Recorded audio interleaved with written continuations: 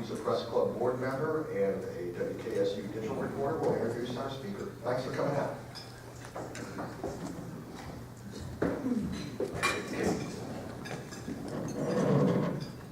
Good afternoon. In case you don't know it yet, we're into the political season, and we're going to be knowing a lot more about it. Just some other things that are going on today, for example, the ballot board is meeting to settle on the language for a redistricting issue that is going to be on the main ballot. It's Ohio. It's a day of the year, a year of the end of the decade. So, of course, politics is very important to us.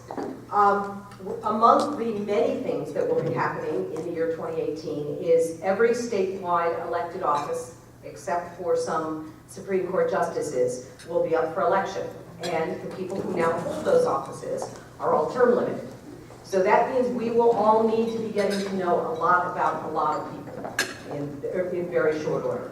One of those we are getting to know today is Keith Faber, who you may know in previous incarnations as the Senate President, the Ohio Senate President, and now a House member. He was elected in 2016. As Senate President, he was there from 2013 right through last year. And it was a time when Republicans absolutely dominated the state legislature. And as often happens when we start to think of people as R's and D's and nothing but, we learn that there are many ways of looking at things within their party itself. He declared last year, that he's running for auditor of the state. He will be running against a Democrat, Zach Space, who will be with us in a couple weeks.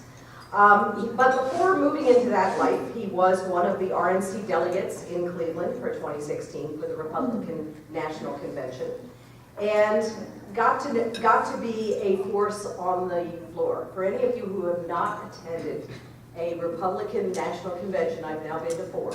They are a fascinating event. Even though we may start to think of them as theater in a way, it is so interesting to see the individuals who make up an event like that, and the power and the force that goes into something like that. I've only been to one Democrat, but I can say the same thing there. Keith Faber, beyond his role at the National Convention, his role at the State House, at the State Senate. In the State House now, he is on the Agriculture and Rural Development Committee, the Finance Committee, the Governor Access and Oversight Committee, and the Public Utilities Committee, all of which have some pretty important issues that are before them. He has said of himself that he has a reputation of sometimes being a little too direct. I believe that's a direct quote.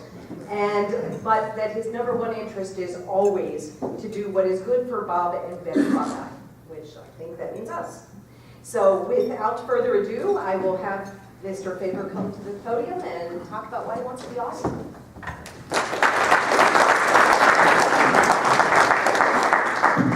Thank you. It's a real pleasure to be here. I'm going to talk a little bit about me, a little bit about the auditor's office, but the part I look forward to most is the questions. I have more fun with questions usually than giving prepared texts. First of all, let me tell you a little bit about myself. I come from Salina, Ohio. If you don't know where Salina is, it's right along the Indiana border, pretty much in the center of the state. Like most Ohio small towns, we look out for each other, we keep our word, we expect our government leaders to use our tax dollars wisely. Those are the values I took with me when I first was elected to the Ohio legislature.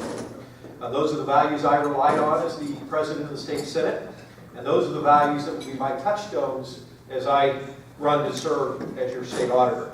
The auditor plays a key role in ensuring the kind of accountability that makes government more efficient, more effective, and more transparent. I've taken to calling the state auditor's office Ohio's chief compliance officer, and it makes sense if you look at the things that the state auditor's office does, and we'll talk about that here in a minute. But one big example is if somebody's a public official and they're lying, stealing, or cheating, the auditor's office is one of the places you go to flag that, and we have a place for those folks. It's called a jail. Look, I have no sympathy for people who are elected officials and aren't doing their jobs. I have less sympathy for people who are elected officials who are misusing the public trust. Our current auditor of state, Dave Yost, has done a fine job. His background is both an attorney and a prosecutor is a good fit. I've also, as an attorney, been someone who's prosecuted cases and handled complex financial litigation cases. That experience should help me as an auditor.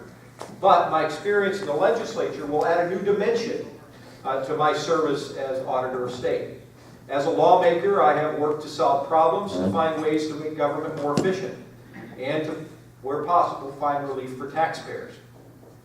And nearly everything I've done as an elected official, and I'll talk about some of this in a minute, we've aimed at helping the folks of Ohio, as was mentioned in my bio, helping Bob and Betty Buckeye. And my family, like a lot of families here in Ohio, we didn't grow up with a lot of resources. My mom was a single mom. She was a nurse who worked hard, actually worked overtime, so us kids could have nice Christmas and birthday presents. I can remember, frankly, Mom and our family emphasizing the importance of hard work. I can remember shoveling snow and mowing lawns before I was 10. I remember my first paycheck job as a janitor or coloring and water conditioning even before I was a teenager. And then I had the opportunity to work at that great American icon, McDonald's. You know, that place where you learn if you have time to lean, you have time to clean. The reality is, as the youngest member of my family, I was the first one to go to college. I was fortunate because I had some scholarships and I had the ability to work my way through undergrad. I had the opportunity to do some really neat things. I had the opportunity to clerk for a judge. I had the opportunity to be a probation officer, all while an undergrad. Then I had the opportunity to go to law school. I had some scholarships, but I worked my way through law school as well. Bartending, waiting tables, all the things you need to do to make the ends meet. In the end, I'm honored to say that Ohio, the good Lord, and hard work have blessed me in this land of opportunity. I met my wife at a company we both started working for in Salina. Andrea, who is currently the chair of the math department at Rhodes State University, by the way, who just earned her PhD at Christmas time. I'm really proud of her. We have two children, Adam and Brooke. Adam is a 12-year-old 7th grader. Brooke is a 10-year-old 5th grader. And like most of you, we love our kids. And while we aren't perfect parents, we always try to be parents first. And that's why I believe in Ohio, and that's why I'm working hard to be your state auditor.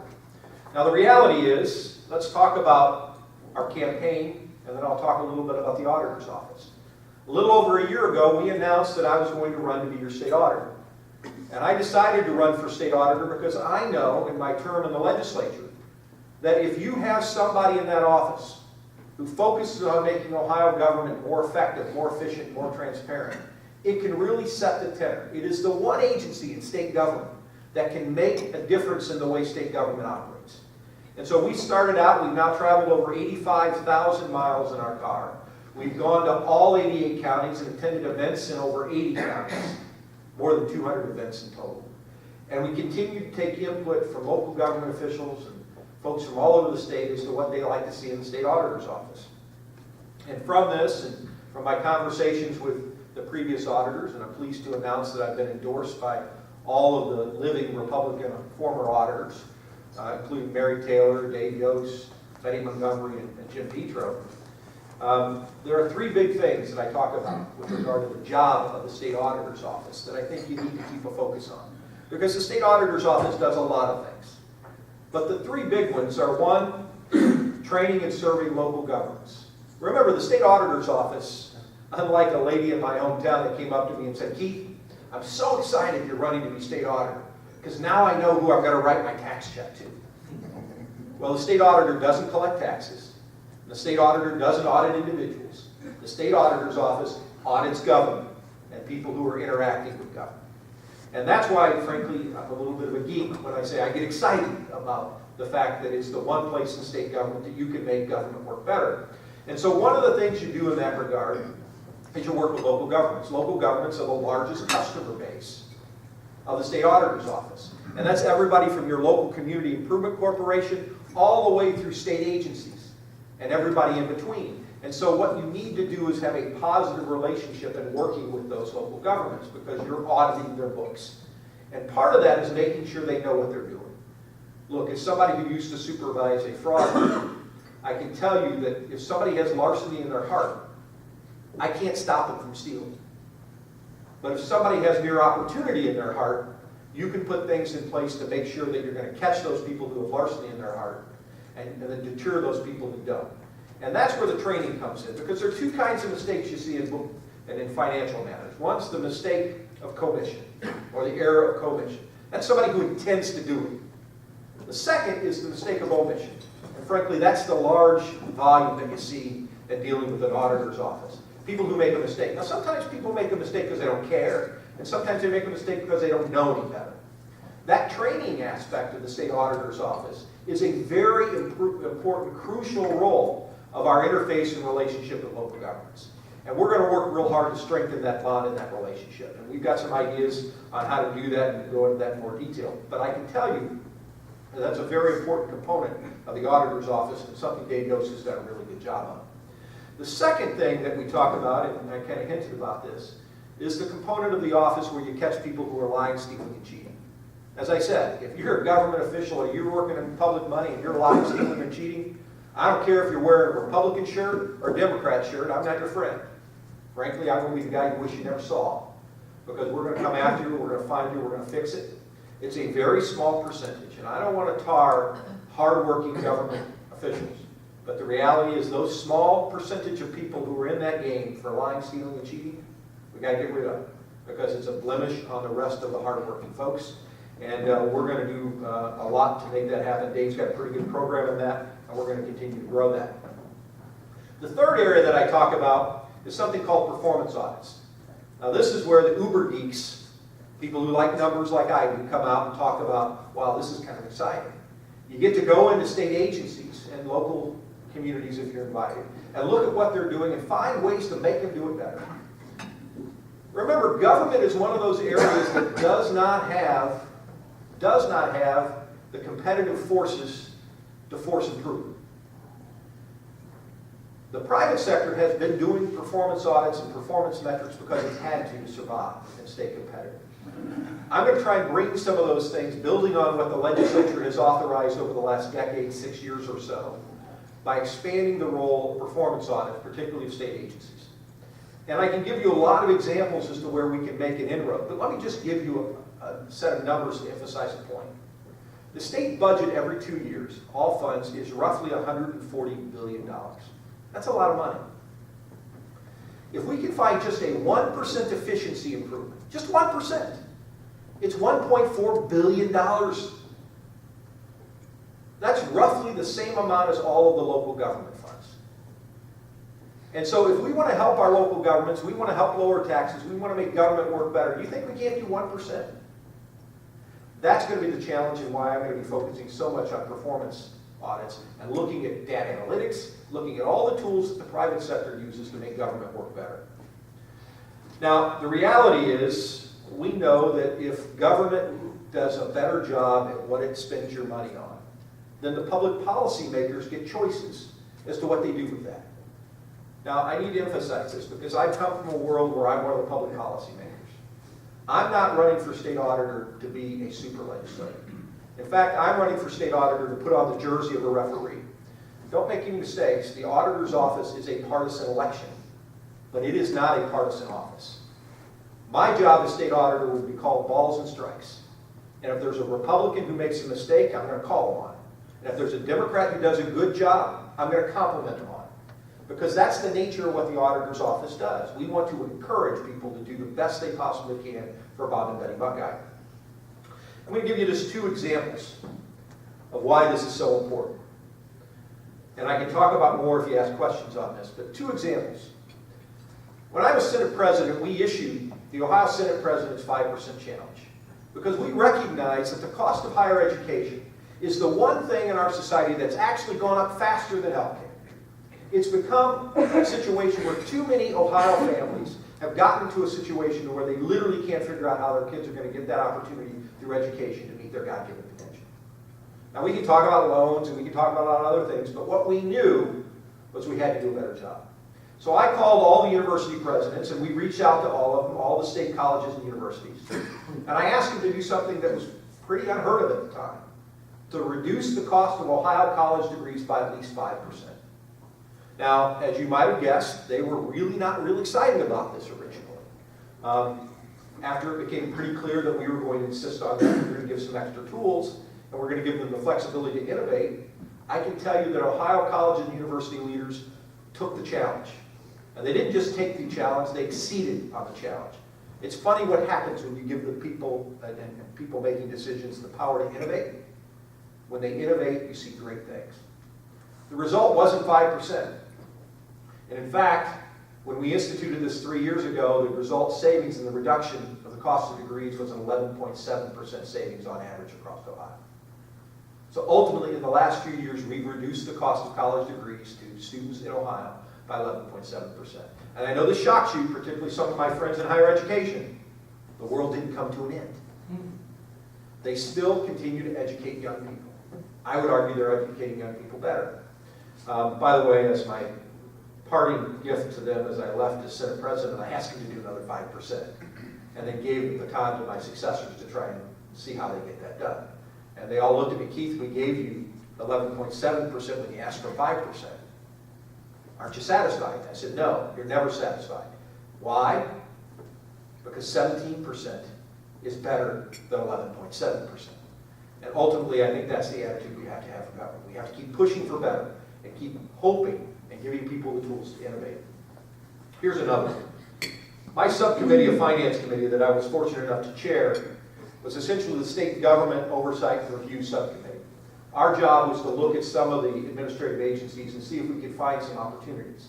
And it was predicated basically on a piece of legislation that we passed at the end of the General Assembly when I was president, that John Casey vetoed, that effectively called for a legislative review of the operations of all the state agencies every 4 years. And if they didn't get reviewed or if they weren't reauthorized, the agency could go down the process towards sunsetting. And the goal was to give the legislature back oversight of the agencies, particularly trying to redirect the policy and the mission and to update and modernize the policy and mission with the current state priorities. Fast forward. One of the things we looked at was the Department of Administrative Services. And we found out that the Department of Administrative Services had overseen a proposal that anybody in here has a license other than lawyers. Anybody in here a license that they get from the state? Okay. Those of you who do, you are now going to be required to reauthorize and renew your license using a state database. And you're going to get the joy of paying $3.50 per transaction to use that state database. And the state, in its infinite wisdom, paid $40 million to develop this database. And then it's going to spend roughly an estimated $6 to $6.5 million every 2 years to operate it. And so it came before our subcommittee, and they were looking for a reauthorization of the last little piece of it because they'd already pretty much spent the money. And I asked the question. So you guys went out to the private sector and said, hey, this is a database. I'm sure somebody does a database of similar import, of similar materials. Did you go out and see if you can find somebody to buy this? No, we really didn't look at it. We went and set our specs, and we had them design our specs, and some of our specs changed on the way. It changed, and next thing you know, it was $40 million. Did you go out and ask other states? I know it shocks you, but other states also do licensing. Surely somebody's got a good database product we could have borrowed, bought, shared with the cost of. No, we didn't do that. So my office called around the surrounding states and said, tell us what you spent on developing your database program for your licensing management system. And so we went to Indiana, in part because it's right next to where I live, and in part because it's a similar state. And we found out that the state of Indiana spent just under $2 million, originally about half of that, and then they renewed it and updated it after 10 years, a couple of years ago. So spent about $2 million developing their system. And after the gentleman who ran the system says we don't spend any money to operate it, I said, no, you have to spend some money to operate it. And he finally agreed that he has one IT guy that primarily runs the system. And after I said, well, I'm just going to say that's about $100 grand, he said, no, that's way too high.